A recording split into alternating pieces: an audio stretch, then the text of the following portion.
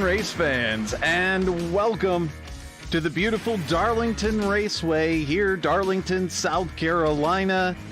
And this is set to be an absolutely treacherous race. We'll get to much more of that here in just a moment as we get set here for Season 14's race number 6 of 12, 138 laps. It's the Rescue Ranch 190 presented by Stick Quick. So great to have you with us. Of course, my name, Trevor Greenfield, be with you since Season 10 all the way through Season 14. If you missed any of the races here for the US IndyCar League, you can always catch them here on our YouTube channel. So great to be with you once again, and welcome, as I mentioned, to what the series administrator Jason Lowe has sort of called the probably the most dangerous track that this league has ever attempted. It is one of those tracks that well, at Darlington, it's too tough to tame. It's the lady in black, and in the meantime, they will attempt to do so. We'll get to more of what that all means here in just a minute, because it does actually mean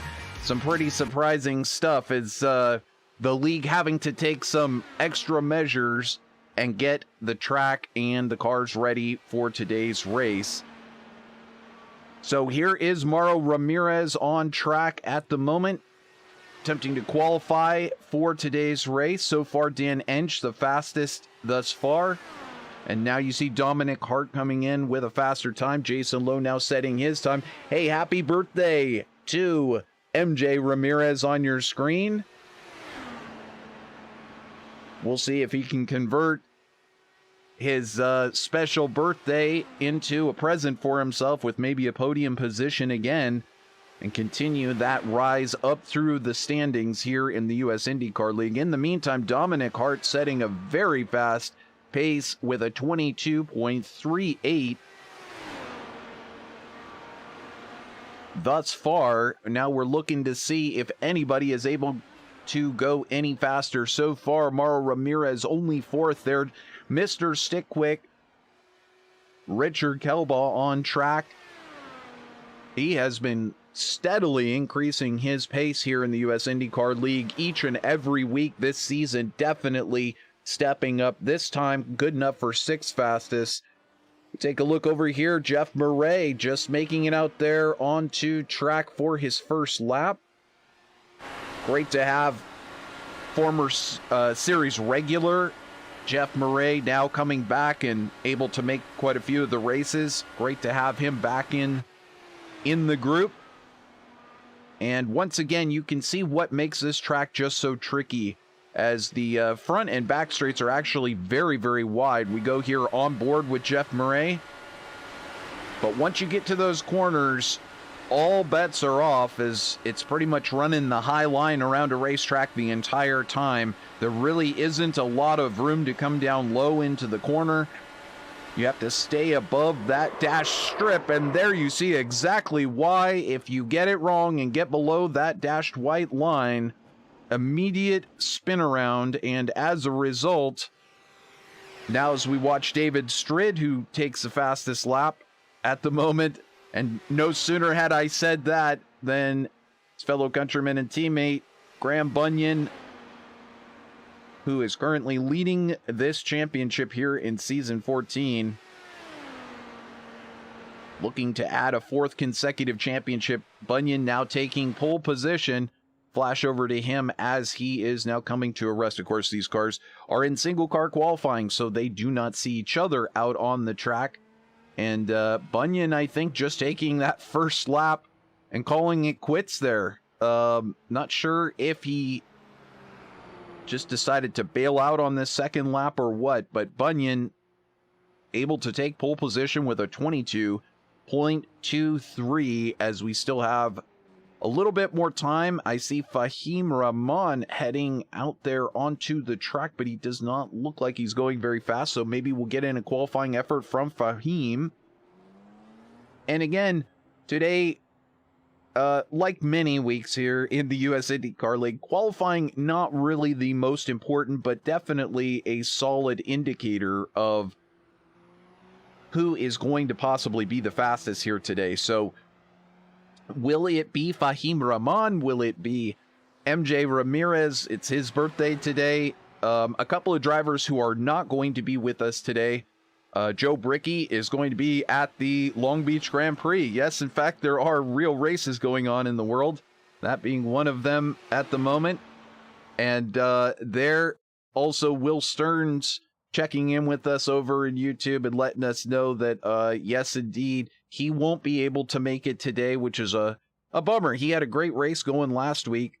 But in fact, he's welcomed 6 new puppies into the house, and so he has his hands absolutely filled with dealing with that. And that's a perfect fit for what we're talking about today, because of course today is all about Rescue Ranch and RescueRanch.com, and we'll get a great chance to talk about that 501c3 organization here in a little bit during what will undoubtedly be a couple of cautions that we have. Here we go.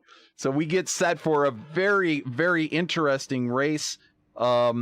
As you can see, the drivers heading out there to grid up, and you can see that Bunyan has taken pole position, Strid in second, Dominic Hart in third, Jason Lowe in fourth, and Howard Livingston in fifth. Now we'll go ahead and take a look here also at the championship points as they stand at the moment, which is always interesting to see as the season progresses. This is now the 6th race of the season, 12-race season. There is a drop week, but Bunyan cementing that lead at the front with 5 starts so far, 4 wins out of the 5, 3 of those pole positions. Now you can add another pole position and bonus point to that, and you can see he's dominating in all categories. But second place on back, still totally up for grabs. A number of great close battles in that group. And so as we continue here in the season, it will be fun to check and see where everyone continues to run. Some drivers definitely climbing up as we get going. So we'll go ahead and get everything ready to go here for you. And we're going to be doing 138 laps around, so why don't we go ahead and walk through the grid. It is going to be Graham Bunyan starting alongside of David Strid, and then starting on the second row will be Dominic Hart and Dominic Hart and Jason Lowe, Howard Livingston and Mauro Ramirez, Dan Ensch, as you see here in the ALZ.org machine, and Richard Kelbaugh. It's going to be Mike West and newcomer to the series. I can find him here, Jimmy Drennan, who has actually dropped back a little ways, unfortunately. And then we've got Fahim Rahman, Mike West, Manuel Gomez Esteban returning, and Iñigo Mardones. So our 2 Spanish drivers back in the field, and we are green flag here as Graham Bunyan leads us down into turn 1.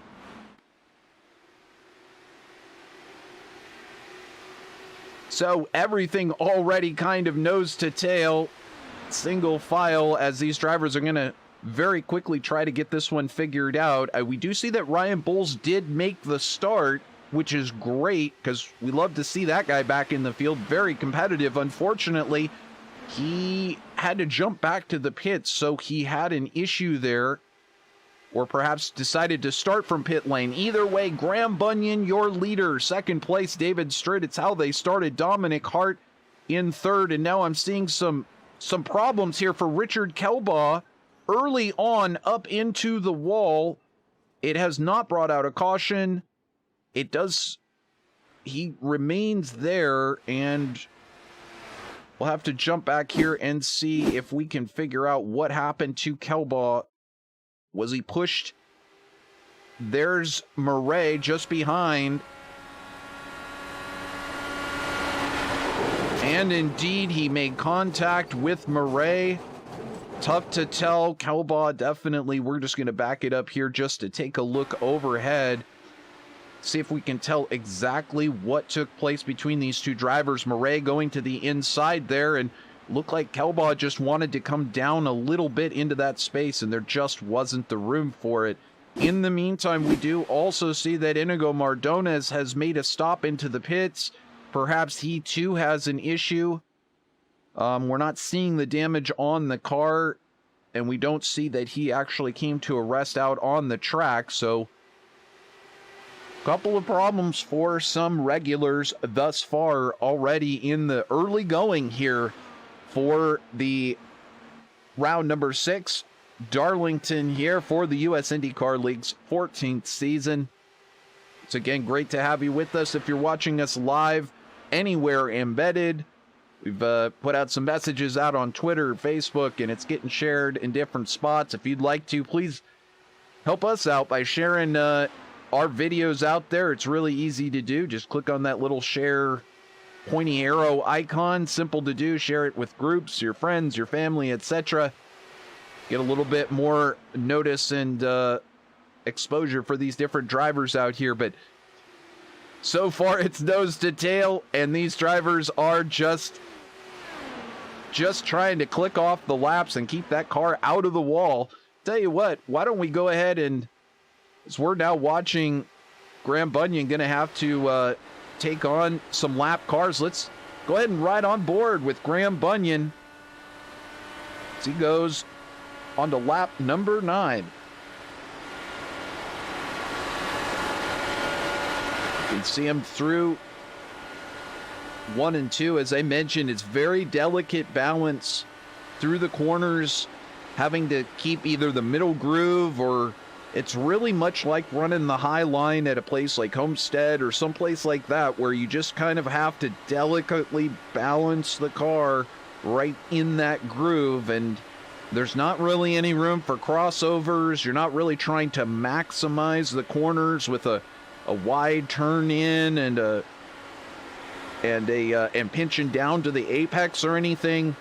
In fact, here you can see Bunyan now, as we have a caution on the track. It looks like it's Kelbaugh again. We're going to go back and take a look here and see if we can catch, from Richard Kelbaugh's point of view, what happened. Here he is, low on the track, coming through the corner and drifting up the track, just not quite able to get a hold on that car. And unfortunate stuff, and it does bring out our first caution of the day. So we'll go back to the live picture, and that will actually give us a chance to immediately talk about our race sponsor. And that is always good news. We'll go side by side so that you don't miss anything. So here on screen, you can see the Rescue Ranch. Now, Rescue Ranch was formed in 2012 on 87 acres in Statesville, North Carolina. Rescue Ranch is a 501c3 nonprofit animal welfare organization founded by Chrissy Newman and NASCAR driver Ryan Newman. Of course, everybody remembers Ryan. Ryan, you can watch some great videos on their YouTube channel about what it means to Ryan and Chrissy. But Rescue Ranch promotes humane education by focusing on rescuing through fundamental level hands-on learning and care for animals. Rescue Ranch offers many programs, but school, scout, and camp programs, along with birthday parties, special events. Now, this is really cool. The campus includes a 10,000 square foot inclusive playground, nature, hiking, and walking education trails. Future plans include a 24-hour emergency veteran clinic with external programs and a disaster relief program. In November 2020, Rescue Ranch launched foster adoption program to rescue companion animals in shelters and give them a second chance at finding their forever home. So for more information about Rescue Ranch and all of the great programs, all that they do for different animals and working with different groups, head over to rescueranch.com. And specifically for the adoptions, the new program, rescueranchadoptions.com is where you want to go. Of course, we thank Jason Lowe so much for bringing this to our attention, and we've talked with him before about his own little rescue ranch that he has going on there at his sim racing HQ in Florida. But you know, I've been a part of a couple of different rescue groups kind of like this, one locally to me over in San Juan Island on Friday Harbor. And it's really great to get out there, see the animals, work with them, and get a chance to, you know, clean up after them. This is such a cool thing that you can do in North Carolina. If you have a family and you want to go visit, there's all of this great space and all these great programs, education programs, hands-on stuff. You can have birthday parties.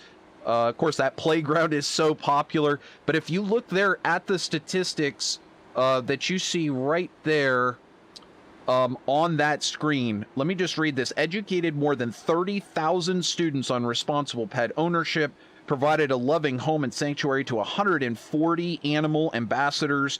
Events have educated over 10,000 people on compassion for all animals, built an all-inclusive 10,000 square foot playground, which we've been talking about, and launched their adoption program, already getting 50 pets their forever homes.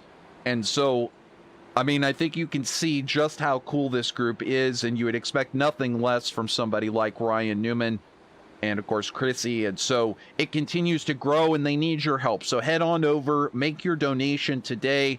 $5, $10, $100, whatever you can do, keeps it going, keeps it growing, and keeps rescuing animals and creating more opportunities for forever homes. Really a great cause, and we appreciate once again Jason Lowe, series administrator here in the US IndyCar League and fierce competitor, for his assistance in bringing that to everyone's attention. There's Lowe on your screen right now.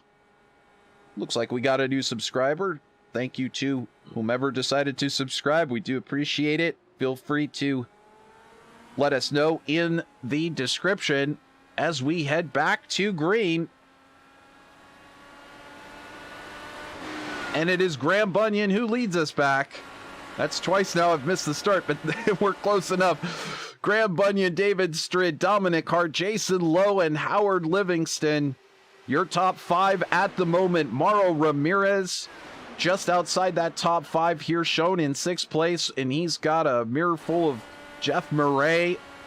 And then just behind, you see Mike West. Dan Ensch slipping back to 9th, and Jimmy Drennan, newcomer to the league, here shown in 10th place. Now, Jimmy does not have his preferred livery shown there, unfortunately, because of our copyright policy. So Jimmy will need to get a sponsor on there that's supported by iRacing or that he has approval to use. But in the meantime, he is nothing new to iRacing. He's nothing new to oval racing. He's done over 200 starts this year, winning 44 races. Now, he doesn't really have the oval iRating that you would expect of somebody who has that much success, but don't make any mistake, you're going to be hearing much more from Jimmy Drennan as we go along in the US IndyCar League. We'll look forward to hearing more from him as well, getting some more of his statistics out there for you to be able to enjoy. In the meantime, I think he's kind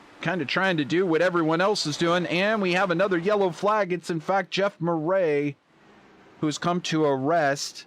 And I was just going to say, I think everyone else is just trying to keep that car pointed forward. Unfortunately, for Murray, not able to do so. So let's take a look here from on board with Murray with our visor cam. And it's that same thing. He did it in qualifying. And he did it here, unfortunately, during the race and clipping. Unfortunately, Dan Ensch there. We're going to have to back that one up and see, and it does look like Ensch came to a rest. Now, one of the major factors that we actually have not talked about, and we're going to go on board here with Ensch and see, and see just what it's like to come across this. My goodness, just barely clipped that car. Now, that would have caused some sort of damage, and there you can see him spinning out and into the wall, unfortunately, as Ensch probably got some damage. So he's going to bring it in. Now, here's the good news for Dan Ensch and a number of these other drivers who are maybe suffering a little bit here with their cars. The series has taken unprecedented steps here and allowed for three fast repairs on pit lane. And so what that means, of course, is that these drivers can come down into the pits 3 times and fully repair their cars.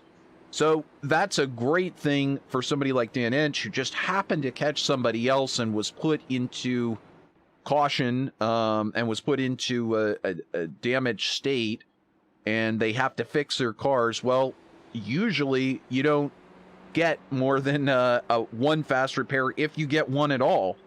But here you get 3, and that's just because, as I mentioned, even series administrator, league administrator Jason Lowe, letting us know it was literally the hardest, most difficult track that they have ever attempted here in the US IndyCar League. So I don't think Graham Bunyan's going to need 3 today. He might need 1 before it's over, but I'm sure he hopes that he doesn't. And so here comes Dan Ensch in. Can we see the damage as he comes in? I don't know that he... Take a look here. I don't think he has... I don't see any damage on the car. I'm trying to see if he has already entered the pits previously to take damage repair, and I don't see that he has. So he'll either take a fast... Yeah, and he did take a fast repair. There you could see his rear wing got reset. So Ensch now will have a fresh car, fresh tires, fresh fuel, and a fresh outlook on life. So with that fresh outlook on life, we're now 20 laps into this 138 lapper, and it has been the Graham Bunyan show thus far. Let's take a look at the basic statistics here. As you can see, the top 6 drivers are exactly where they started. There's been no movement up or down for them. The first car to have made any movement up the track was, in fact, Mike West, who has gained 2 spots. So as we take a look here, we're going to see Jeff Murray and Iñigo Mardones entering the pits. And here we can see with Jeff Murray. Now, I don't think Murray needs repair, but he's probably just topping off fuel. And here comes the Necky Racing driver of Iñigo Mardones, who he and Manuel Gomez Esteban kind of missing out on a few races this season already with the time change and a couple of other commitments, but able to get back in the field. So let's go ahead and run through your field for you. It's Graham Bunyan in first, David Strid in second, Dominic Hart in third. Hart, of course, with that win at the end of season 10. I'm sorry, end of season 10, season 13. And in the meantime, I'm seeing we're having maybe a problem back here. Yes, indeed, we are not going green. There is another problem, as we have had a coming together between Fahim Rahman, Ryan Bowles. Well, let's see if we can back this up and figure this one out as they get going again. I don't think they're going to continue to crash into each other. Something has happened. It looks like we've got Fahim Rahman here. If we go to the blimp shot, we can see there's Kelbaugh just in front, and Fahim, I think, locks the brakes, slides to the right. That catches out Ryan Bowles, who you see there in the red and black car, and Dan Ensch just comes to a rest, trying to not do any damage. Jeff Murray snaking his way through there. I believe they held off on going to the green flag as a result of that. So we'll come back to the live picture. And indeed, we are still under caution at the moment. So as we were walking our way through the field there, and it does look like Bowles and Rahman are now into the pits, so they will take repairs if needed. So Strid going to be restarting in second, Hart in third, Lowe, one of the championship contenders, in fourth.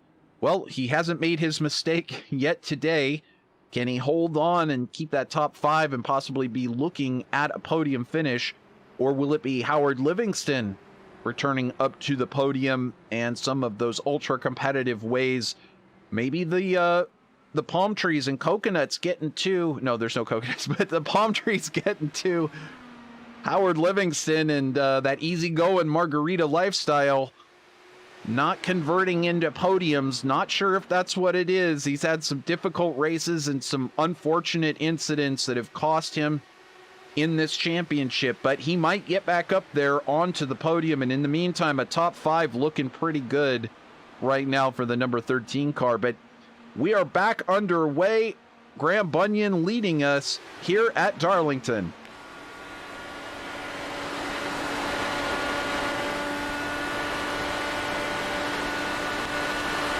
So taking a look back, it's still single file for the top 6 drivers. In fact, everybody pretty much running single file through the entire field.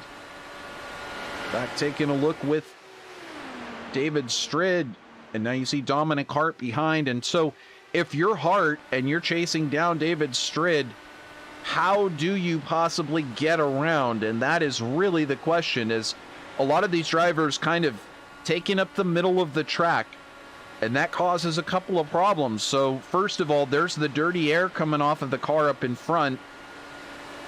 And so that is a big issue. If a driver is running in the middle of the track, they're going to be putting out a lot of dirty air, which means you can't really go underneath them. You can't really go on top because there's not room. So just trying to position your car to even make a pass is going to be extremely difficult for these drivers. Not sure if perhaps tire management will be something to consider over a long green stretch, but if we keep having yellow flags, that won't be much of a factor here today. And you can see Dominic Hart almost losing it there on corner exit. And that, as I mentioned, just one of those factors of needing to adjust these setups. He's going to be looking back at Jason Lowe and saying, can't afford too many of those mistakes.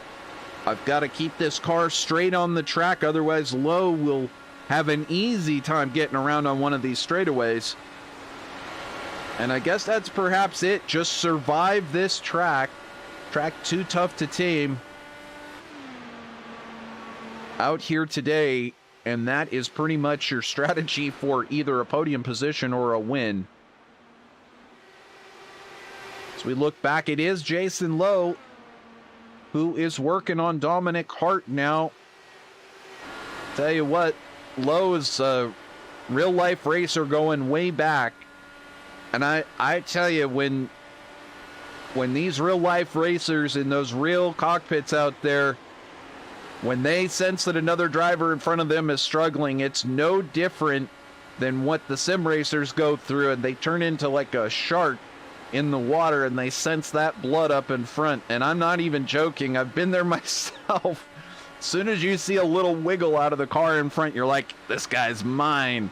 But easier said than done here in the US IndyCar League. Is it does look like Dominic Hart able to gather himself back up, get the car back into shape, and now he has managed to use that draft and climb up back towards the back of David Strid. And in the meantime, Richard Kelbaugh's woes continue at the back of this grid, or at the back of this pack, having to come in for a couple more repairs. And one thing to consider is that some of the steering damage on these cars, there has been a known bug for the Dallara IR-18 IndyCar on iRacing, and that is sometimes when you pit, or in some cases, I guess some people have this happen every time when they pit with steering damage, it doesn't fix all of the damage, and you have to, the trick is to tow into the pits, and then it fixes the steering damage. I don't know what that glitch is all about. I don't know if that's what Richard Kelbaugh is having to be going through as this is now the second time he's come through pits recently. So there he heads back out, but that is in fact what you have to do. So the easiest way to do that is literally just come to the pit box before your pit and escape out of the car and tow back to the pits. So here we are, just coming up on lap 37, and just over 100 laps remaining here at Darlington for round number 6, season 14. It's Graham Bunyan, your leader. He leads 5 other drivers, and that order has literally not changed since we began. It's Graham Bunyan leading David Strid, Dominic Hart, Jason Lowe, Howard Livingston, and Mauro Ramirez, your top 6 at the moment. You can see the gap times there starting to really open up. Now over 4 seconds back to Ramirez. And you've got Ensch. If we take a look a little bit further back, I see Hart getting a little bit closer, but Ensch not really getting the lap times. I think that if we take a look here, in fact, we won't even necessarily, well, we'll throw that on, and then we'll take a look here at their last lap times on the left-hand side. You'll be able to see just where your favorite driver is running in terms of pace. So a 23:07, 23:03 for your leader there. As you get back towards Dan Ensch, he's doing a 23:45. Manuel Gomez Esteban actually making a pass there just in front, or getting by Jimmy Drennan, who we now have a yellow flag. I believe it's Jimmy Drennan, our newcomer to the league, who has had an unfortunate incident. Let's take a look. And indeed gets it loose off the corner. It was turn number 4. And it just comes right around. Could have been too high of weight jacker. Could have been a number of different things. That's actually not Dominic Hart. It's Jimmy Drennan. So we're going to go back and take one more look at that and see if we can tell exactly what took place there. So just coming out of the corner. On board. And it's that, it's a little bit of a hump there on the outside of turn 4 as you exit the corner. And it seems like it almost caught out Dominic Hart earlier. But now we see this long train of cars coming in as we're under our 3rd caution. And this will be the first stop of the day for Bunyan, Strid, Hart, Lowe, Livingston, and Mauro Ramirez, as well as Manuel Gomez Esteban, make their way into pit lane. You see Graham Bunyan there on your right side of your screen. Strid, all of these drivers stopping pretty much nose to tail. Who will be the first one off of pit lane? It's Bunyan, Strid, and Hart, just the same way that they came in there. So Mike West will now take over the lead, choosing not to come in, but taking, in fact, he may come in here. In fact, I think that's what we're seeing, signaling that he is coming in off of turn 3 as the drivers were required to do.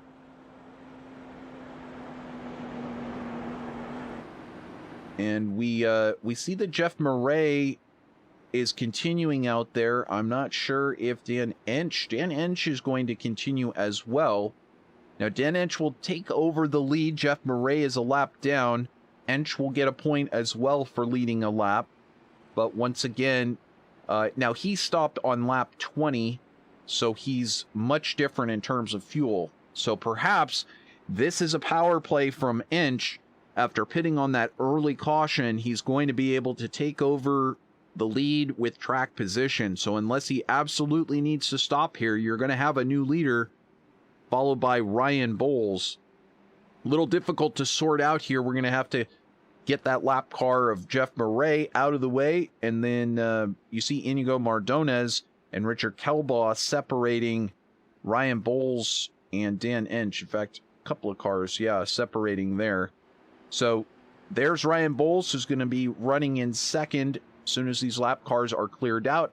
And Fahim Rahman, who actually, I believe, brought out our first caution and was involved in the last incident that they had to delay for, is up 10 positions. Now he's choosing to come in and pit.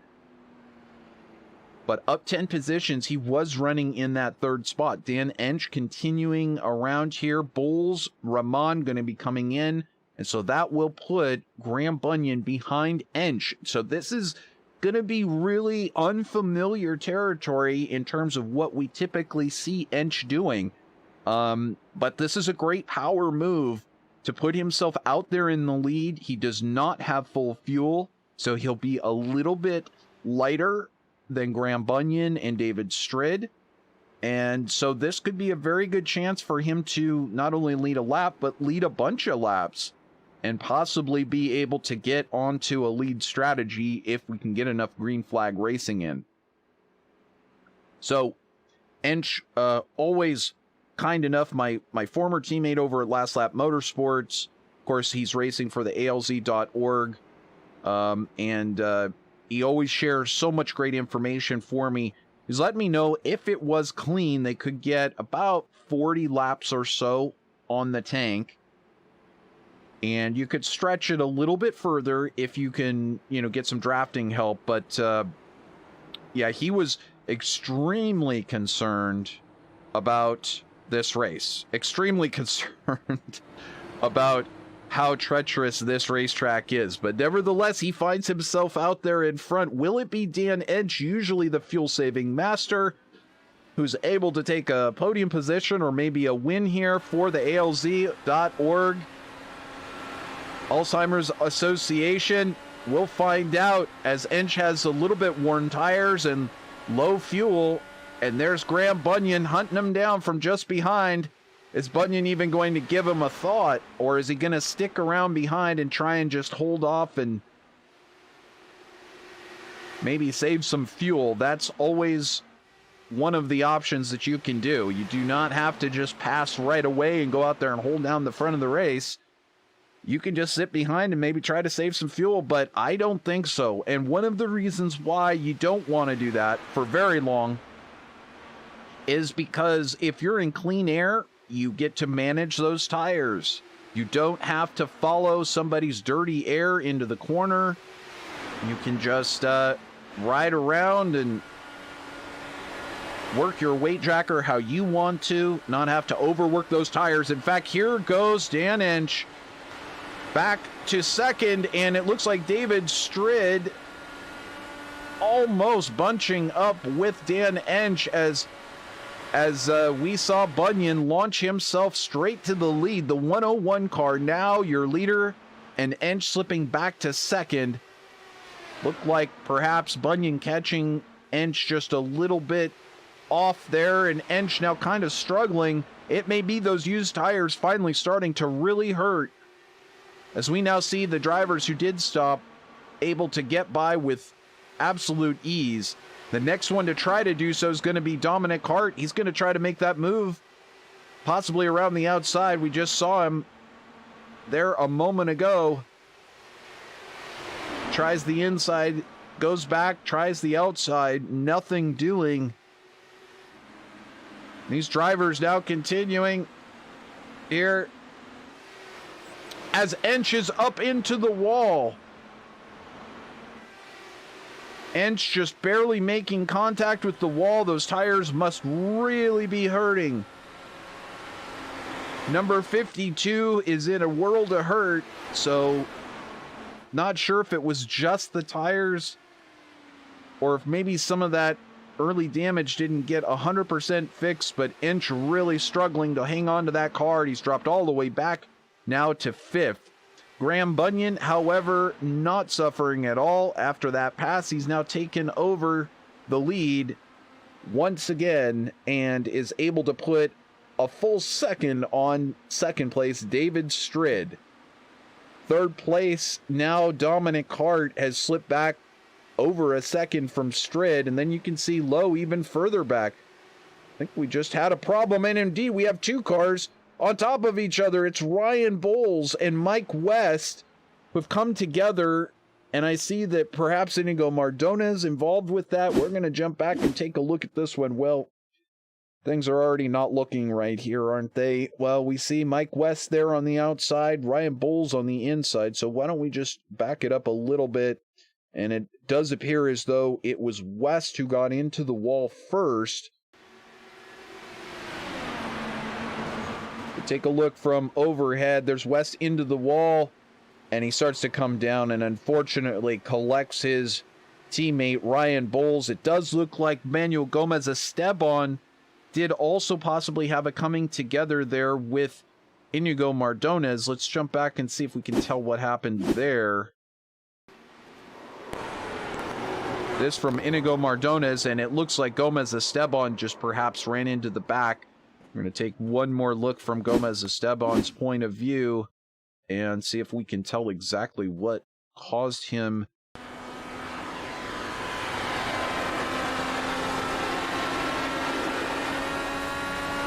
to have this problem. Here he slows. I'm not sure why we didn't get a replay of that. But we'll try again.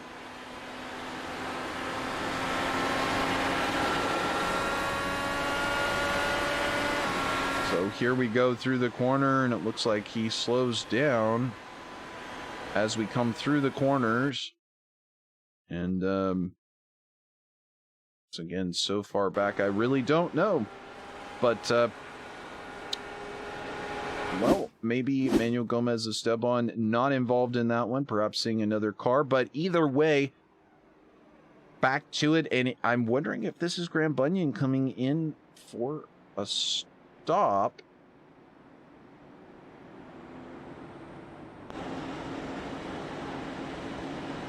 In fact, that must have been him just leaving the pit. So, strange doings here as we see a number of cars headed down. Manuel Gomez Esteban, Ryan Bowles, and Iñigo Mardones. Richard Kelbaugh's car now sitting on pit road.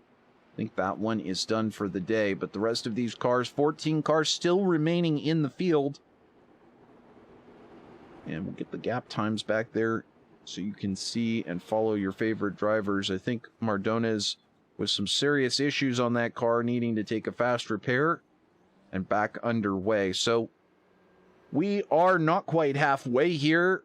55 laps in. It's our fourth caution. And, you know, that's a perfect time for us once again to go side by side, get a little bit of this other stuff out of the way. In fact, here it is. It's the Stick Quick. Well, Team Stick Quick, unfortunately, didn't have an awesome day on the track, but you know what? It's always an awesome day at your house or in your shop when you have a Stick Quick, because you know what Stick Quick is? Stick Quick are these little devices that you see there on the side of the refrigerator, on the spatulas, on the spoons, on the mixers, and then here in this medicine cabinet, getting held up to the medicine cabinet. It's not glue, it's not tape, nothing messy. It's just these little silicone rings called the Stick Quick. You put them right on, and it instantly turns whatever you've put it on into a magnetic surface. And so you can stick it to anything that's steel, iron, etc. Or you can use the little handy stick-on pads that they give you. It's that easy. Just put them onto your dash, put them onto anything that you need to stick your device to, whether it's pens, pencils, utensils, tools, anything that you need to keep handy. You can organize your life. It's 2022. What are you doing with an unorganized life and toolbox? Get it together. Get a Stick Quick. Head over to stickquick.com right now and pick up yours today. Let them know that the US IndyCar League broadcast is where you saw it. And they will be very happy to know that their presenting sponsorship is very well received. Pick up half a dozen of those. I mean, I'm not even kidding, guys. Look at this. I mean, the thing is just too cool. You stick it anywhere you want. What more could you want? Out there buying your avocado toast and expensive coffees at coffee restaurants, and you know, just $20. Head over there. It's shipped to you. You don't even have to leave your house. Stickquick.com. Now and forever.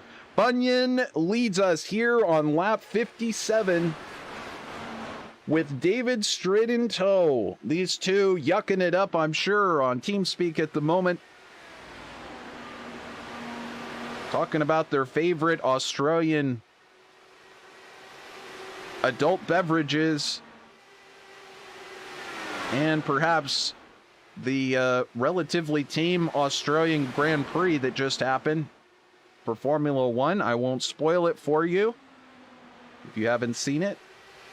But in the meantime, these drivers racing their heart out. And I'll tell you what, this driver right here, let's pull up those lap times, because you're going to see something that you're probably pretty familiar with. You see that purple lap time there for Jason Lowe. That means he's gone the fastest of anybody on track at all. So that is the fastest lap of the whole race set by Jason Lowe. So you think this speed king is not ready to get up there and challenge for a race podium or a victory? He is right there ready to go. And you can see Dominic Hart also just in front, looking all over the back of David Strid. So these, you know, as I was just joking around a minute ago that they're yucking it up. Of course, these drivers very focused on what they're doing out there. But it does often look like they're just having fun. And sadly for this driver, newcomer Jimmy Drennan, you know, I was looking at his stats earlier. As I mentioned, he's got all kinds of racing, and he's been doing Indy Fixed recently, having some good success out at Fontana, getting a few wins in, and usually does not end up. Oh, and there he goes up and hits the wall again. So things definitely, and continuing to hit the wall. Well, things bad to worse to even worse. But fortunately, those fast repairs are sweet. And the Dallara IR-18 IndyCar crew there for Drennan, the American, able to get that car instantly repaired. Ah, the beauty of simulated racing. But those IndyCar drivers today who will get crashed out of the Long Beach Grand Prix will be so much looking forward to... would be so much looking forward to having a fast repair that they could just come back and head right back out there.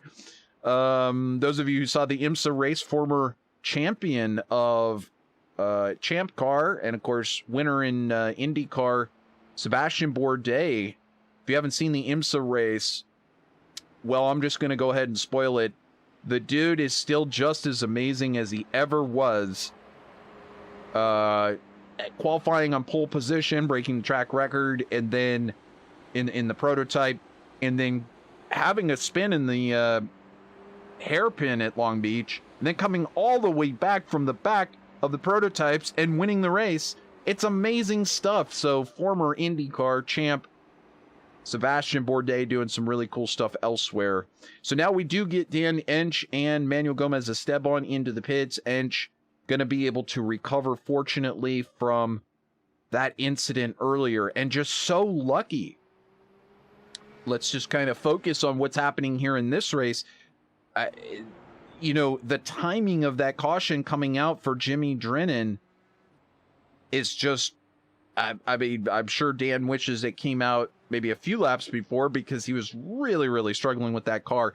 But he has not lost a lap. And so Manuel Gomez Esteban, able to get back out there and still stay on that lead lap. And that is absolutely crucial, as now he'll get a chance to take on those front runners for victory. So let's go ahead and see what happened to Jimmy Drennan real quick here. There he is, already into the wall by the time that our replay starts. So we'll just back it up and see possibly what happened here. But running down towards the corner, he's high, goes a little high in the corner. There you can see. And that's how, you know, all that is you're following another car. You're a little distance back. It's hard to tell just exactly, you know, what, how much air is being, you know, dirtied up in front. It's when you're, you know, right around a second back from that car up in front as he's following here, you're getting a tow, but it's also kicking out these little clouds of dirty air. And so it's possible you could stay kind of in a neutral attack towards the corner, in terms of he doesn't go wide to try to create a wider arc, kind of stays in the middle lane and just kind of takes a natural line through the corner.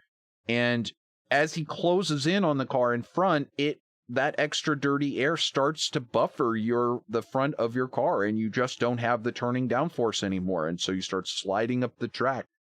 So that, as I said, is just one of those really, really difficult things about these Indy cars, and the way that those aero screens really cause the cars to move around in the corners very differently. And once again, these drivers, you would think with however many races Jimmy did at Fontana this week, has got to be like at least 10.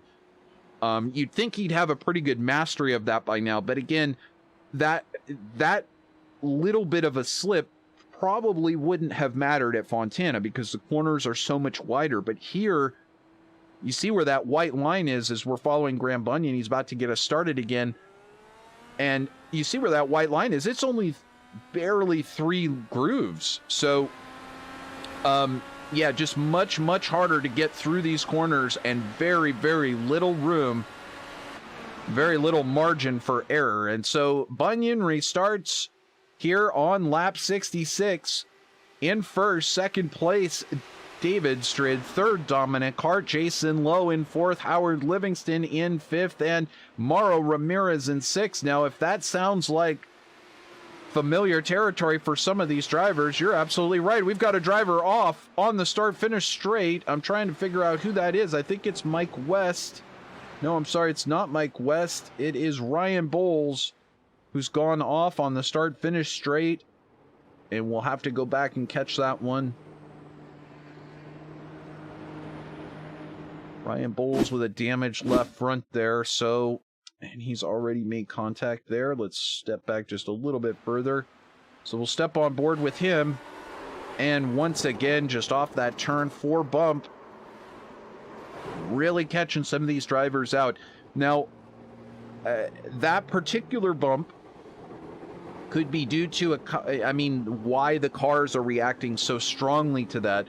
Well, anytime you upset the car, you have a chance at causing an issue. This is the live picture. Ryan Bowles still struggling out there to get that car even pointed right. I'm afraid he's going to have to probably tow back to the pits, as he does not seem to be able to get the car going again. He's got it in reverse, but he's no longer giving it gas. And there he is towed back to the pits. So, disaster strikes, and this is kind of what we expected here today. As we mentioned, this track, really treacherous. The lady in black is just, my goodness, she is the lady in black. What can you say? Meanwhile, let's draw our attention here to this driver who's taken over the lead, Manuel Gomez Esteban. Spanish driver out there racing for Team Mazinger with the Super Mango sponsorship. Super Mango, a supermercado in España. And Manuel Gomez Esteban now shown 13 places gained. A little bit of being in the right place at the right time, but also choosing with Dan Ensch to not come in on certain laps. And as a result, he and Ensch came in on 62, and a lot of these drivers just pitting now on 68. So Ensch and Gomez Esteban do not need to come in. They're not nearly as bad a position as they were in the last restart, where Ensch really suffered with those damaged tires. But just as I say that, look who's into the pits. It is Mr. Dan Ensch, indeed, bringing it in fact, take on, I think, maybe a little bit of new rubber for that machine. Why not, I guess? Maybe he just learned his lesson from last time. Maybe he's looking at being able to make the fuel number. From here on out, it would be, like 68 laps. So definitely far too much for Ensch to make on a single green flag stint. But again, with the number of yellows that we've had, may have more, and anything can happen. So take yourself a little bit off strategy, and who knows, good things can befall you, as we can see Gomez Esteban here looking at restarting in the lead over Graham Bunyan. Now on track, just in front, that is Mike West, and just behind, and here we can see that, in fact, Gomez Esteban going to be coming into the pits, so not going to try to lead any laps here, but that's okay. You get a bonus point. And so we can see here in our YouTube chat room, once again, thanks so much for checking in with us. Will Stearns, regular competitor, sitting at home with the doggies in his little rescue ranch, and watching on, letting us know that Jimmy's a top-notch driver. He races Will Stearns on a regular basis, very competitive and a great sportsman. Great to have him. We'll look forward to getting a chance to talk with him at some point in the future and welcome him to the league. But kind of a, my goodness, kind of a baptism by fire here. Jumping in one of the, definitely one of the most difficult tracks IndyCar has ever faced. And Aussie racer, who's Graham Bunyan, checking in. He's chatting over on YouTube. We do appreciate drivers checking in while they're racing. Just need to keep you on your toes, mate. So, indeed, it is keeping me on my toes. I have no idea what is going on or when it's happening here, but that thing is new. You've been watching me try to figure this one out for 3.2 seasons and still have no idea what I'm doing. Here is Graham Bunyan, though. He knows exactly what he's doing, in control of the race, with David Strid in tow just behind. Nothing could be more comfortable for the three-time consecutive champion and current points leader, as he's already over halfway through with this race. And again, just to have your teammate right behind, yeah, he may want to get that win and be kind of nipping at your heels back there, or he might be trying to fuel save underneath your nose. But there's nothing more comfortable than knowing that the guy that's behind you is probably not going to try to just stick it in there and get that pass done and send it. So, indeed, top five, exactly where they started. Graham Bunyan leads us, David Strid in second, Dominic Hart in third. Hart, as I keep mentioning, race winner in the league. He has what it takes to get up there and take it.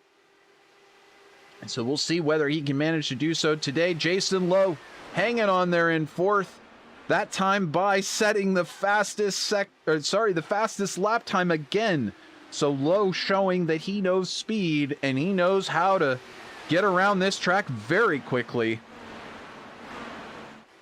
Howard Livingston hanging on for dear life there in fifth. I don't think this track is the one that suits Howard the best, but you know, racing for the Care Camps organization, it's all about going out there and giving your best and trying to get some awareness for what the kids do and what the camps do for the kids and their families. Of course, we'll talk much more about that for the season ender at Indy, where the Care Camps is the presenting sponsor. But here for the Rescue Ranch 190 at Darlington, Howard Livingston trying to get that top five and continue to add to that championship, keep chasing that second place in the championship. Jeff Murray up 6 places today.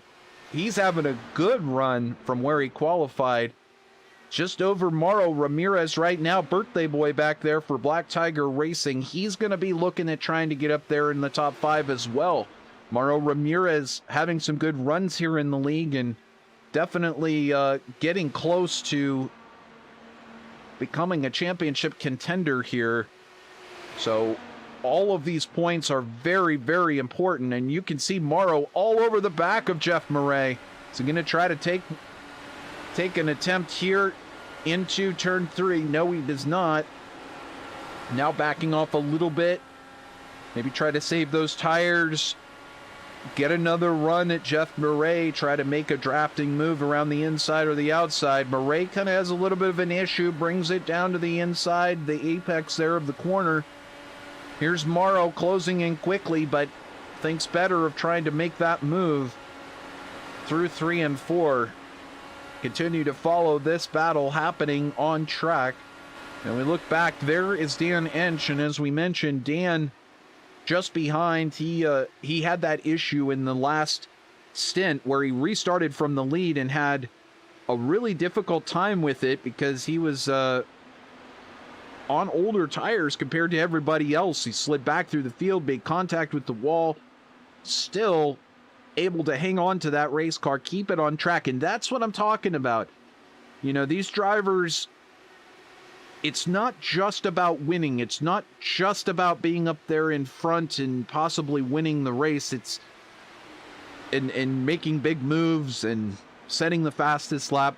A lot of times it's just about, I mean, mitigating your mistakes. So, you know, if you do have an incident like that, getting out of that situation with a minimal amount of incident, minimal amount of repair is the key.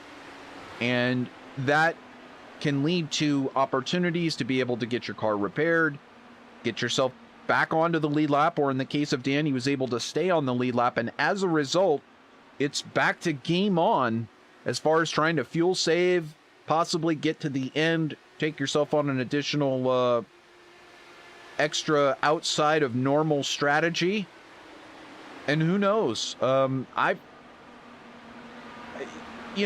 just because we have this second and everybody seems to want to just sort of run by themselves out there on the track, that's fine.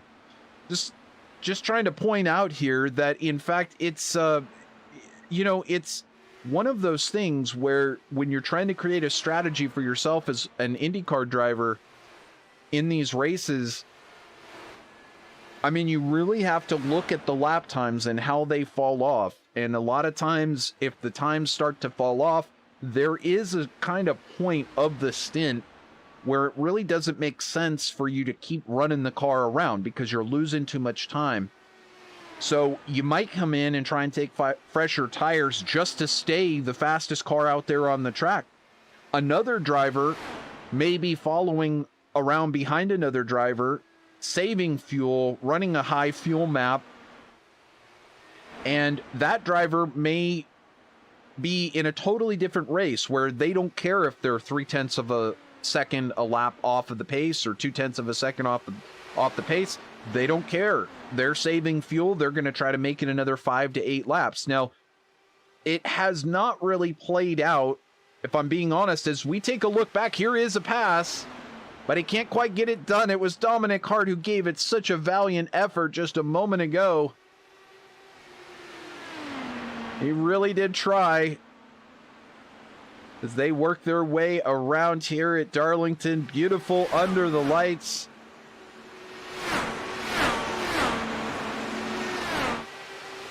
And Dominic Hart here trying to give it his all, but unfortunately just not quite able to make that pass stick.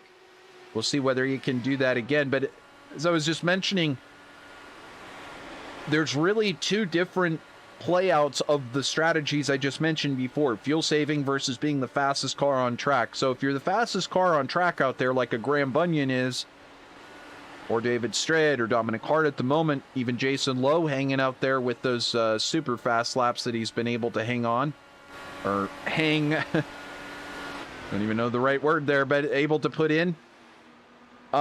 You can, of course, kind of run away with the front of this race and leave drivers, as we see that Mauro Ramirez was able to get by Jeff Beret for 6, and we'll watch that replay because we're not really watching anything else as I'm prattling on here. But you can run off the front of these races and definitely get that separation out from these other drivers that maybe are just hanging out in mid-pack because they're not quite up on, on how to make the car go as fast. So you can leave those mid-pack drivers behind. You can also leave behind the drivers that are trying to do fuel saving. Because once again, if you're a 1/10, 2, 3/10 faster than fastest drivers on track, just put the best or the last lap times up there so you can see exactly what the last lap times were. There's Bunyan, a 23.8, You look back at Manuel Gomez Esteban at 23.80. We look at Dan Ensch at 23.36. So 0.3 of a second for Ensch off of Bunyan. And so then you have this flip opposite strategy. So the flip opposite strategy is doing this fuel save, and the fuel save puts you possibly into a position where nobody can really touch you if everything falls the way that you need it to. So for example, if we're looking at Bunyan, Strid, Hart, Lowe, Livingston, all using way more fuel than anybody else, and you go back to Dan Ensch and he can make it another 5 laps, well, if everybody else needs to pit and there's no cautions 5 laps from the end, everybody else pits and Dan Ensch comes around and takes the checkered flag by a lap or 2. And I'm not even kidding. That's basically how this all functions out. Now, because of the difference in the lap times, a lot of times it's maybe only a third of a lap or a half a lap, or maybe it all works out that the drivers that were so fast, they pit and then they come out just behind the driver who's just barely trying to hang on to that lead and get the victory. But I've seen races where, if, for example, on a short track like a Milwaukee or a Richmond or someplace like that, if you are a driver who's on an alternate fuel strategy and you come in and you pit later than anybody else, and basically, well, I take it back, you don't pit, you stay out, and everyone else pits, you might gain a full lap or even 2 laps on everybody, and put 2 laps on the entire field. Now, those are the 2 types of strategies, really, that could win you one of these races. Obviously, here, one of the key strategies at Darlington or another track like this, it's just really difficult to hang on to the car, is to just hang on. Just hang on and hope. Keep your fingers crossed or pray or whatever works for you. But yeah, just hang on to the car. Don't damage it. Don't pit if you don't need to. And so really, on top of having to manage these cars, and on top of having to deal with those in-car controls, manage the tires, manage traffic, and make sure that you steer the car effectively and keep it out of other cars' paths. On top of all of that, you've got to form your fuel strategy, and so that just gives you a little bit of a preview of what these drivers have to go through here. David Strid making his way into the pits, exiting off of turn 3, declaring his intention there, heading down pit lane early, and you would have expected he would have stayed out a little bit longer, given the fact that he would have been riding around behind Graham Bunyan, but he's getting this final pit stop done. It's going to be a pretty short one, as he won't need to take a full fuel tank, close to a full fuel tank, but not quite a full fuel tank. And so, in fact, this already puts him a lap down. So, this is exactly what I'm talking about. These green flag stops, incredibly costly if you get caught out.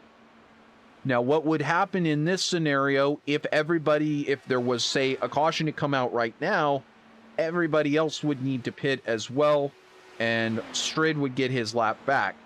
But in some other scenarios, that's not exactly what takes place, as we see another driver, I think, peeling off to come into the pits there. That was Mike West. We also see Manuel Gomez Esteban into the pits as well for his final stop.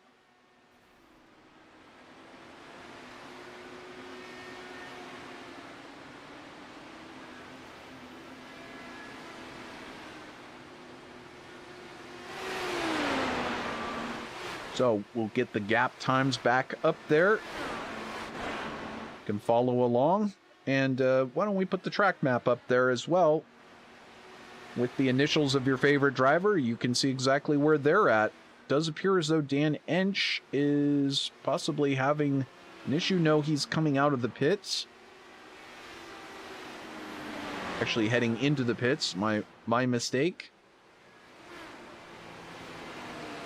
So Ensch had worked his way up into 6th there and now pits. And your race leader, Graham Bunyan, is also into the pits, leaving Dominic Hart and Jason Lowe out there on track. So Hart continuing here, getting that bonus point for leading a lap. I'm not sure if he did manage to lead a lap before, but either way, he'll get that point.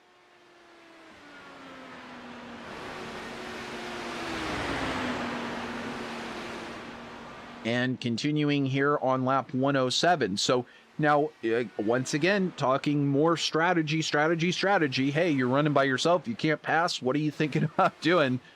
If you can't pass on the track, there's only one way to get it done, and that's strategy, either in the pits or otherwise. But in the pits is pretty much what it's all about. And basically what you're looking at here, are we seeing maybe some passes on the track as...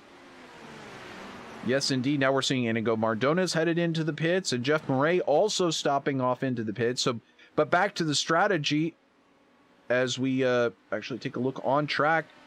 This is Dan Ensch getting lapped here by Dominic Hart, your leader. So Ensch now going down a lap, but he's already made his stop, and he will be able to can actually get the gap time there. There you go. Ensch now down, 3 laps to the leader. We have somebody in the wall. I just heard somebody scraping against the wall. Not exactly sure who that was. We don't have an... And there's Manuel Gomez Esteban, who has crashed, so that must have been who it was. We're going to take a look at that replay. And Jason Lowe, by the way, taking over the lead. This is already after Gomez Esteban has made contact. He had just pitted, so on some fresh tires and running the whole course of the track, was not able to get into the pits. So here we go. Sorry we had to back it up so long. There he's trying to go around the outside. Gomez Esteban making contact with our race leader. I mean, not at the time, but that was Graham Bunyan. What happened here? What was going on with Graham Bunyan? There's Bunyan going slow on the track, and I have no idea what could have possibly happened to Bunyan that would have caused that. We're just going to back this up here, and we know that there's green flag racing going on. There is no yellow on the track. I'm still not quite sure. I apologize for, again, just backing it up. So Bunyan is exiting the pits. He's not up to speed. It's tough to tell. He kind of drifts up the track and leaves Gomez Esteban not really any place to go. I'm not sure. We're not going to look at this anymore because we want to get back to our green flag racing. It's Gomez Esteban now pulling into the pits. We've got a couple of other drivers that have pulled in, but this gives David Strid the lead, and Bunyan making a final stop here. So perhaps taking more damage repair after that collision with Manuel Gomez Esteban, and that one really costly as an unfortunate event. I mean, obviously neither driver, malice or anything like that, and we'll let series steward Richard Kelbaugh take a further look at it after the race. But yeah, those two drivers coming together, and unfortunately Esteban now dropping out of what was a good running for him up towards the top 5. And Bunyan now dropped back 2 laps with that unplanned pit stop to take repairs. So your series championship points leader taking a major hit here with just 23 laps to go. Now back out on track, though. Unfortunate for him that to see something like that happen. Not exactly what you want to see, but having a pretty interesting race here at Darlington, that is for sure. It's been a dangerous one at that, but David Strid not really having the problems of the rest so far. Strid able to keep it clean, and Jason Lowe not that far back. I say not that far back, but actually I take it back. It has opened up to a 9.5 second gap. Strid stopping on lap 100 and Lowe stopping on 110, as did Dominic Hart, who finds himself in third position and looking at a potential podium finish here. So Hart, this is just what I'm talking about. You know, hang on, and wow, so close to Mike West there for Jason Lowe. Watch out as you are trying to deal with lap traffic. And so, my goodness, what a shakeup of events as we now find David Strid. He needed to climb a spot, but I don't think that's how he intended to do it. He pitted a little early, put himself off a little bit of strategy, and that has allowed him to take advantage of the incident between Bunyan and Manuel Gomez-Esteban and take that position. And that's what was one of those strategies I was talking about. Just survive. Just hang on to that car. Do the best you can. Minimize your mistakes and survive. And that's exactly what Strid, Lowe, and Hart have done. They haven't done anything stupid. They haven't made any mistakes, as we now have Iñigo Mardones having an incident slamming the inside wall. I'm sure it was probably more of the same from turn 4. We're just going to back that one up and take a look as that car gets upset. There you see, it's not much. It just, when you've got turn on the car at the same time that the rear end gets upset, or the front end gets upset from the rear, it's bad news. And there, Jason Lowe getting into a car, I believe that was Fahim Rahman just a moment ago. And indeed, Fahim Rahman, now he had just passed Mike West on track. And I think Mike West had a moment, and so we're going to take a look at this. Could this spell problems for Jason Lowe now? Lowe, same problem, tried to get by on the high side of Fahim Rahman, and I mean, I don't know that Fahim did anything really wrong. So we see him spinning like a helicopter. He goes, you know, Fahim tries to go low, seeing that Jason Lowe is approaching from the rear, and there's Mardones headed into the pits just in front. I mean, I think Lowe just maybe started to go low and then decided to go high when he saw Fahim going low, and there just was no room around. So 14 laps to go. And as I mentioned, hopefully for Jason Lowe, he does not have any damage. And it does not look like he does, as that car seems to be holding okay. He's actually now gained 3 seconds on David Strid in front. Let's start taking a look at that gap time, as this may become a battle here.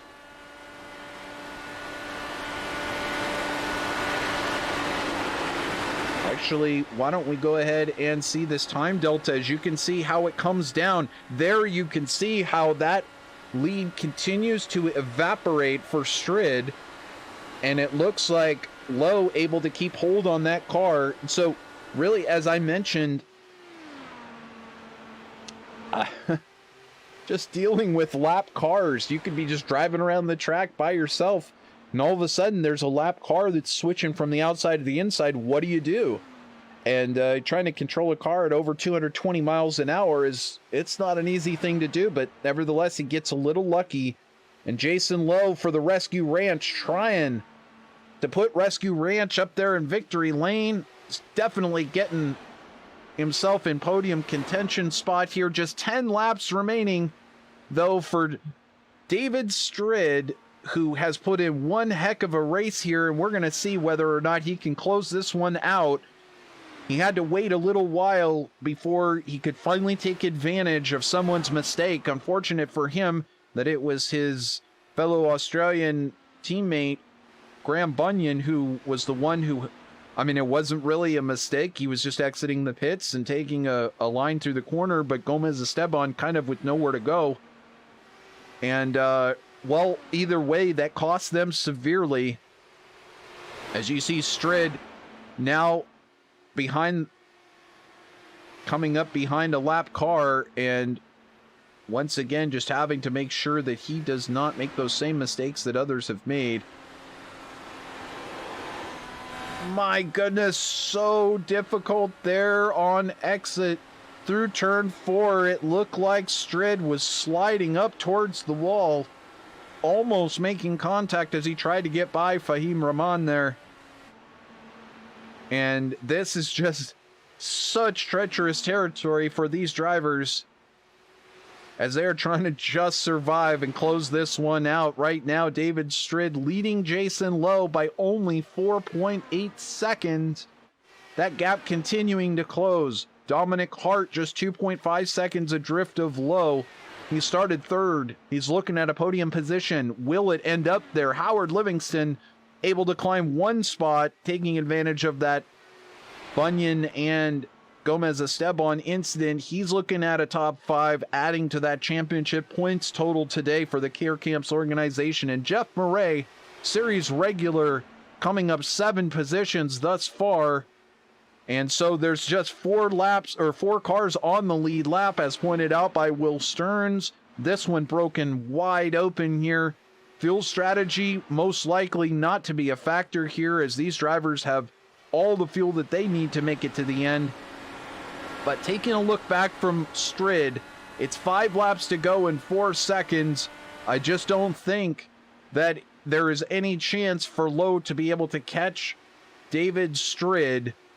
But the American continues there in second place, just trying to keep that car out of the wall and keep that Rescue Ranch, well, not really painted on the side, but there's a sticker in that car somewhere, trying to keep that thing pointed the right way to get that thing into second place and add to his points total. As we mentioned, Hart here in third, Livingston in fourth, and Murray in sixth. But so far, it has in fact been Strid's day, and he's trying so desperately to finish this one. 3.8 seconds now, that gap, at just 2 laps to go. Will he be able to do it? You can't even see Jason Lowe from back there. He's practically running his own race at this point. What a fabulous drive from David Strid. Absolutely executing his strategy flawlessly. Even taking an early pit stop earlier than anyone else. He'll take the white flag there. Just one more to go for Australia's David Strid, and your second place driver in the championship. He'll get a chance, if he can take this victory, to climb just a little bit closer to Graham Bunyan in that championship hunt. But Strid rounds turn number 4, and he'll take that checkered flag. He weaves over the front stretch. Congratulations to today's winner, David Strid, and Jason Lowe for Rescue Ranch taking a hard-fought second place. We'll get a chance to talk with him in just a moment. Dominic Hart taking third, another podium position. Not a race win, but a podium has got to feel sweet around a track like this. Dominic Hart going to be taking fourth today, and Howard Livingston does in fact hang on for that 4th spot. The final car on the lead lap. Jeff Murray able to bring it home in 5th, and your champion right here, Graham Bunyan, in 5th place, able to recover. Looks like Dan Ensch had a little bit of contact after the checkered flag, but won't matter too much, as he still finishes in 7th, racing for Alzheimer's Association and Last Lap Motorsport. So there you go. We're going to get those final results up there on screen for you. And in fact, you saw it right here on VirtualRacing.Network. David Strid taking victory, and I mean, kind of just surviving this one. He only needed to avoid an incident, and he did exactly that. Celebrating here with donuts And we'll be bringing in our drivers for post-race celebration here momentarily. David Strid, your victor, and Jason Lowe in second place for Rescue Ranch.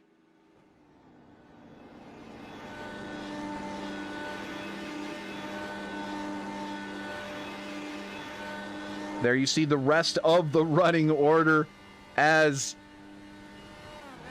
Strid is just absolutely burning one down here as they finish up.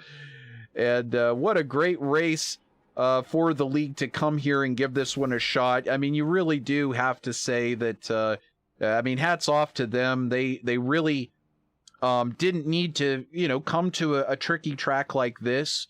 Definitely could have been, could have gone to the standard tracks for sure that the series visits on the regular basis. And there's obviously a certain number of those tracks still in the schedule remaining, like Indy and Texas and Phoenix and all of those types of tracks.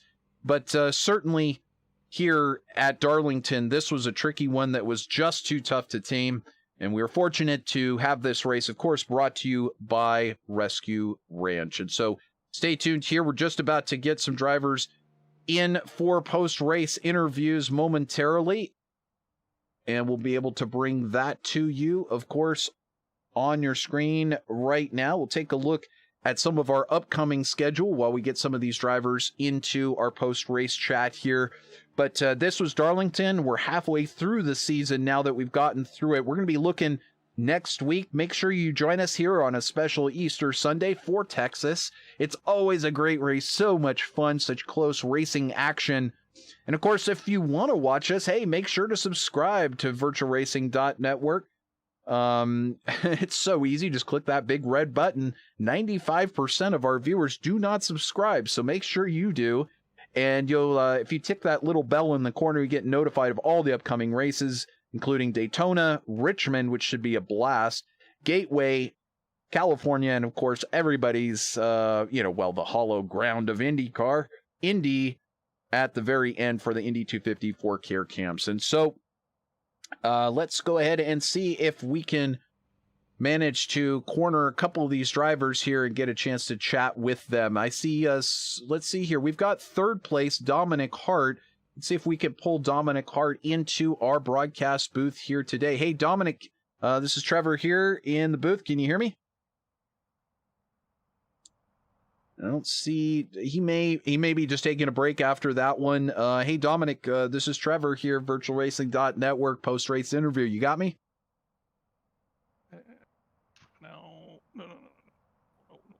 No, he says. Okay, well, we'll move him back over into the lobby.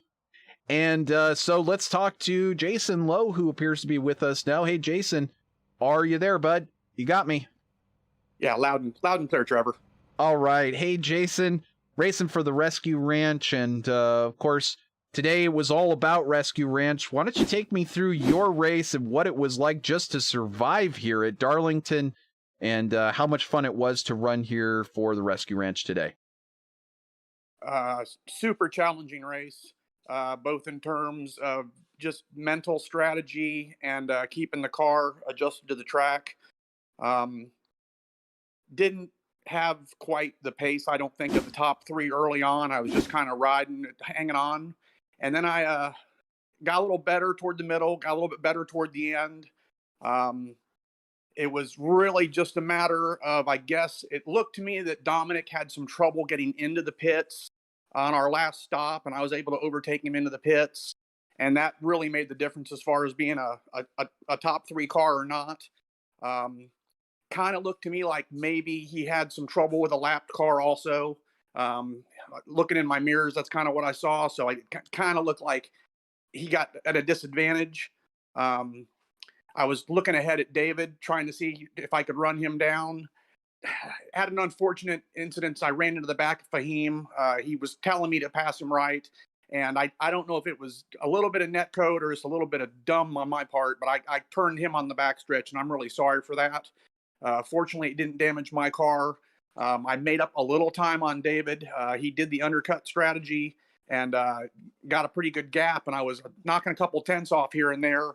But at the end, the gap was just too big, and I didn't get enough clean air. So congratulations to David on a great win. Not quite sure what happened to Graham. I know he had some kind of trouble. I wasn't able to know what happened in the moment. Maybe you can tell me. But really, really tough race.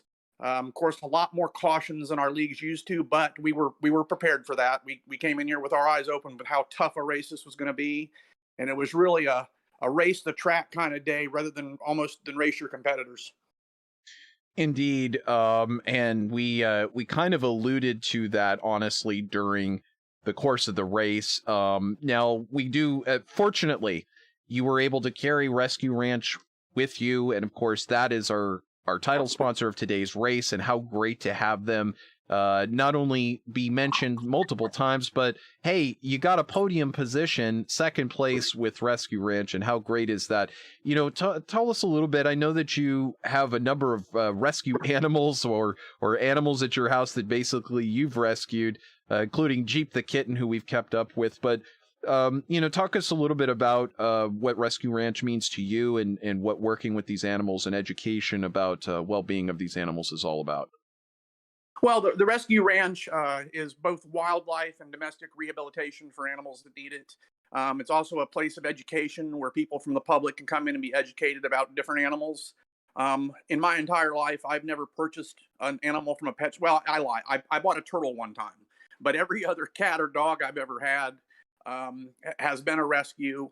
I've got 3 dogs here now that are, I have Gunner, I have Jaeger, and I have Bailey, that are all rescues. And I really am a dog person, but I also got 4 the cat and Jeep the cat. And they were both found at my place of work. I work in the auto industry, and both of them were car lot rescue kittens. So I don't know. I like animals a lot, more than I like most people.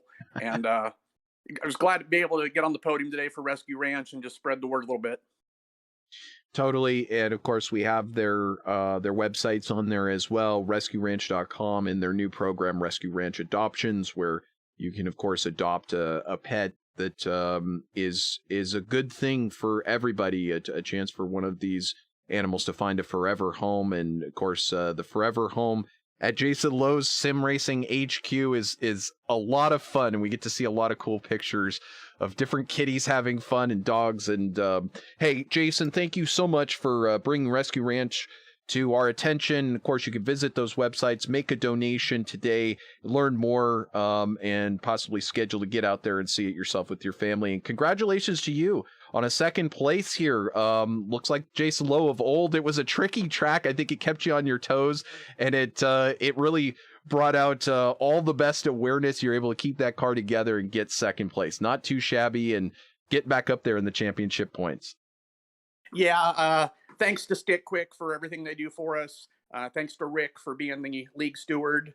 And thanks to all the guys who came out today and raced with us. It was a good time. I know some people probably aren't as happy as I am right now, but you know, it was a fun day. And congratulations again to David Strid. Absolutely. Congratulations to David Strid, and congratulations to yourself, Jason Lowe. 3-time champion, coming back and fighting hard here in Darlington. Good luck with the rest of the season, man. Thanks, Trevor. Absolutely, my pleasure. And so Jason Lowe checking in with us from second. He's also the series administrator. So, you know, if you want to jump out there, just like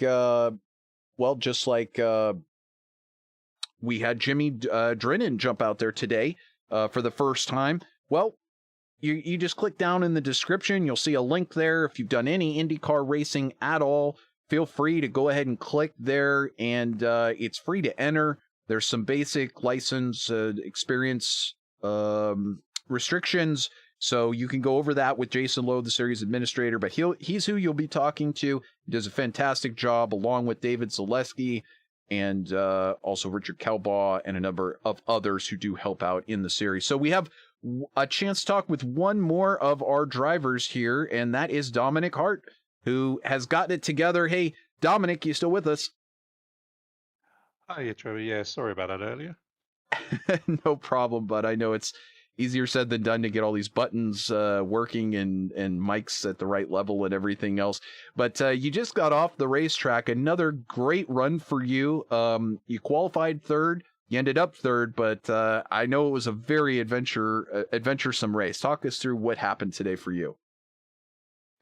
Yeah, I'd probably have to say I'm a bit disappointed. I know third's third, but probably I feel as though I could have gone one or two more steps up. First half of the race, yeah, a couple of times I thought about going past David.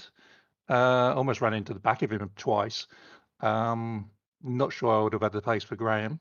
And I don't know what happened to him earlier on. I sort of lucked into third in the end. And yeah, back markers, as Jason was saying, yeah, they were a problem in a couple of instances. Jason jumped me going into the pits because I'd actually hit the wall.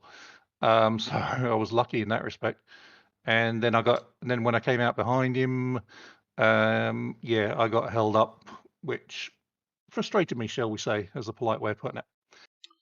And indeed got held up, traffic being a big issue, not just for yourself, but in fact, that was what caught out Graham Bunyan. Was he had just exited the pits, and Manuel Gomez Esteban came up from behind and was looking for a way by, and unfortunately the two crossed paths, and that was another it was a recurring story for multiple drivers. Also Jason Lowe, as he mentioned, clipping another driver as he was trying to pass him, and so talk us through that. How was it to manage traffic? How narrow are these corners, and how badly did you want to get by David Stritt for that position, but you just couldn't do it?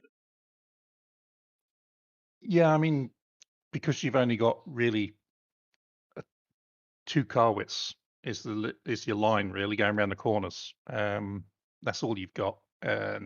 In IndyCars, especially at these speeds and with netcode playing into it as well, you've always got to be careful. So I was always conscious of that, and that early on, I really didn't want to take anybody out as well as not taking myself out. So yeah, I just sort of held back. There was a couple of times I thought about going past David on the straight, going into the corner. I think it was going into third. I had a good couple of runs, but because he seemed quite slow through 3 and 4. But yeah, it's traffic we didn't come across too often because of all the yellows, but nearer the end and then the green flag pit stops, that's when the traffic played into it. I think I got held up. I couldn't go down the inside when just before I hit the wall. I couldn't go down the inside because I had traffic, and then somebody I think had already hit the wall going into the corner, so I was sort of blocked. And then yeah, as I came out behind Jason, he got a fairly clean run away, and yeah, a couple of 1 or 2 laps I got held up a bit, and yeah, by the time that had got past, Jason had gone, and we were fairly equal on speed at that point, I think, and I couldn't get through to him. And indeed, that's the factor, is it being so equal and dirty air playing a factor. You get up close, but then it's so difficult to find a way to get by, whether on the high side, the low side, and still keep the car through the corner. But as Jason Lowe just mentioned, taking second place, today kind of just about surviving, and you did that well. You mitigated your mistakes, and of course, we've already seen you take a victory here in the league. Now a couple of podium positions, and definitely you're establishing yourself as a regular challenger. Not long before Stritt and Bunyan are going to be looking for a way by you, I'm sure. Hey, congratulations there, Dominic. Any shout outs before we move on? Yeah, just obviously shout out to David, obviously, for the setups. I wasn't able to make it for the setup thing yesterday, but I'm sure it was probably him doing the majority of it, as he always does. So thanks for that. Obviously, thanks to Richard and Stickquick, and also to the other sponsor for today, Rescue Ranch, I believe it was. Yes, that threw me a bit because I looked at the other screen at one point, and all of a sudden I saw a picture of a hamster or gerbil up on the screen, and I was like, are we racing? I thought something had gone wrong, but that threw me a little bit. Good job I was on the straight, really. But yes, and thanks to everybody else, obviously. Shout out to obviously David for the first and Jason for the second, and shout out to everybody for turning up, because it's certainly not the easiest of tracks. Absolutely. Not the easiest of tracks. And of course, if you, Dominic, or any of the other racers would like to sponsor any of these races and bring awareness to your favorite charities, that's possible. Just contact Jason Lowe and you can make that happen. But in the meantime, as you said, Stickwick, the presenting sponsor here, and Rescue Ranch, the focus of what it was all about today. And in the meantime, Dominic, really consistent finishes. And, I mean, this is going to get exciting as we get into the last half of this season. Some really great classic tracks. What do you think about short tracks like Richmond? Is that going to be fun? I'd have to be honest and say short tracks are not my favourite. I tend to stay away from them in Indy cars and stock cars. I'd have to say I'm not good at either in those. So I'm looking forward to some of the tracks, but yeah, the short tracks... No, that's going to be another one I'll have to try and just survive. Well, there you go. Well, congratulations, Dominic, third place, and we'll see you again next week from Texas. Yep, look forward to it, and thank you very much. Absolutely. Well, as Dominic just mentioned, in fact, it really is just, all about the diversity of tracks. And Formula One, they just race on road courses. IndyCar races road courses. They race ovals, large ovals, small ovals. And the difference between a short track like Richmond and Texas, where we'll be at next week, is it couldn't be more different. And here you look at a track like Darlington, there's no similarities between any three of these tracks. So very different, and you have to be able to master them all to be champion here in the US IndyCar League. That is going to do it for us here at VirtualRacing.Network. It was an absolute pleasure to be with you here for groundbreaking race. It was race number 6, Darlington, of season 14 of the US IndyCar League. And, we look forward to next week at Texas. In the meantime, this has been a production of VirtualRacing.Network and the US IndyCar League. Thank you to all of the drivers and the sponsors who participate, especially our title sponsor for today's race, Rescue Ranch. Head over to RescueRanch.com and RescueRanchAdoptions.com for more information, as well as StickWick.com for more information about them. Make sure to subscribe for more and hit that bell and like this video as well, and you'll get everything handed straight to you every single week. We'll be back again next week, same time, same channel, 10 o'clock Eastern time. Until then, enjoy the Long Beach Grand Prix. Have yourself a wonderful rest of your week. Bye-bye, everybody.